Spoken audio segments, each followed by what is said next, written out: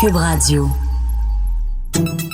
Salut, c'est Charles Tran avec l'équipe dans 5 minutes. On s'intéresse aux sciences, à l'histoire et à l'actualité. Aujourd'hui, on parle de drogue. Épisode 2, le cannabis et la religion. Mes chers frères, je vous ai convoqués pour vous parler d'un problème sur Terre. La forte consommation de drogue. Mais que faire, Jésus ? Vous allez descendre sur Terre et ramener une drogue différente. Nous les goûterons toutes et nous déciderons ensuite comment agir. Une campagne de sensibilisation sur les drogues en France. Mais que disent les religions sur l'usage du pot? Le rapport qu'entretiennent les religions avec le cannabis est assez confus, peu importe la religion, et c'est assez révélateur. Bon, d'abord, que dit la Bible sur l'usage du cannabis? Tu ne fumeras point? En fait, non, c'est beaucoup plus nuancé que ça. C'est bien connu, quand les sujets sont gelés, t'as moins de pouvoir sur eux. Même chose quand ils sont pactés, sauf que pour les catholiques, le vin, c'est un peu le sang de Jésus, donc ça devenait embêtant.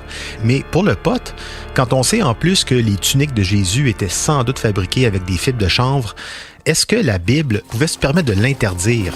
Je suis la lumière du monde. Celui qui me suit ne marchera pas dans les ténèbres, mais aura la lumière de la vie.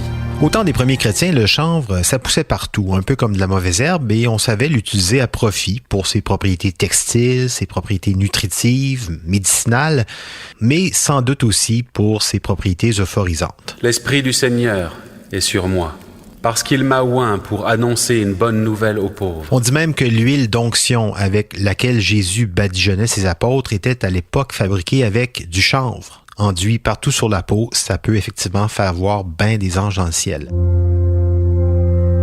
Mais à la Renaissance, tout change avec un pape, le bien nommé Innocent VIII, qui assimile la sorcellerie autour du chanvre à une hérésie, un culte de Satan. Et cette décision, elle va contribuer à marginaliser non pas seulement l'usage récréatif du cannabis, mais aussi tout un savoir ancestral en matière de plantes médicinales.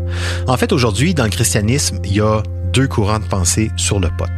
Le premier rassemble ceux qui avancent que la Bible permet la consommation de toutes les graines et plantes bénies de Dieu. Et comme le cannabis est mentionné dans la Genèse, le livre d'Ézéchiel, le livre de la Révélation, sa consommation serait donc autorisée. Deuxième courant de pensée, là, on dit OK, plantes de Dieu, mais comme la ciguë ou les champignons vénéneux qui ont eux aussi été créés par Dieu et qui sont mortels, c'est pas une raison pour tenter le diable. Donc, pas de pot. Et c'est un peu le message des catholiques. En 2014, le pape François a cru bon rappeler l'opposition de son Église à la consommation, même à des fins thérapeutiques, du cannabis. Donc, pas de pot au Vatican. Chez les musulmans, le Coran est assez clair, pas d'artifice, sobriété obligatoire. C'est en terre d'islam d'ailleurs qu'a été dictée la première interdiction concernant le cannabis. Au 14e siècle, un émir interdit la culture de cannabis en Égypte et condamne ceux qui sont pris en train d'en consommer à avoir les dents arrachées. Aïe aïe. Mais ça reste quand même un sujet délicat dans plusieurs pays musulmans, au Maroc, en Afghanistan, au Pakistan, des pays musulmans soit, mais gros producteurs aussi. Chez les bouddhistes, on est encore plus nuancé. Pour eux, la seule manière d'atteindre la plénitude, c'est en ayant un esprit clair, c'est-à-dire à jeun. Mais c'est négociable. Le Dalai Lama est un homme de son temps. Il s'est prononcé en faveur d'un usage médical du cannabis, peut-être parce que Bouddha lui-même aurait fait un jeûne de 3 ans avec comme seule nourriture une graine de chanvre par jour. Oui, c'est aussi nourrissant le chanvre.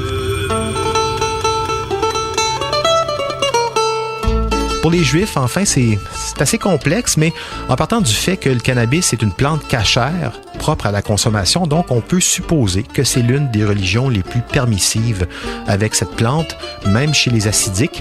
Cela dit, la Torah est claire sur la question, pas le droit d'en fumer, même si, sur la tombe du roi Salomon, il y avait, paraît-il, quelques plants de cannabis, sans doute pour des usages thérapeutiques, parce que c'est vrai, Israël est un pays pionnier en matière de cannabis à usage thérapeutique. Ce que je retiens de ça, c'est qu'en général, et sauf exception, tout est dans la modération et le bon usage. Même les religions en apparence les plus strictes ont compris ça, au moins dans l'usage thérapeutique du cannabis. Parce qu'un esprit apaisé, c'est un esprit sage. C'est pas moi qui le dis, c'est Bouddha.